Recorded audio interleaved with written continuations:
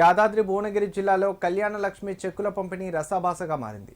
భువనగిరి పట్టణంలోని ఓ private function హాల్లో నిర్వహించిన కళ్యాణ లక్ష్మి చెక్కుల పంపిణీలో ప్రోటోకాల్ వివాదం చెలరేగింది. ఎమ్మెల్యే కుంభం అనిల్ కుమార్ రెడ్డి పాల్గొన్న కార్యక్రమంలో బీజేపీ కాంగ్రెస్ నేతల మధ్య వాగ్వాదం చోటు చేసుకుంది. ఇరువురు నేతలను పోలీసులు భువనగిరి మున్సిపల్ చైర్మన్ వెంకటేశ్వర్లు సముదాయించారు. అనంతరం కార్యక్రమం సాఫీగా జరిగింది.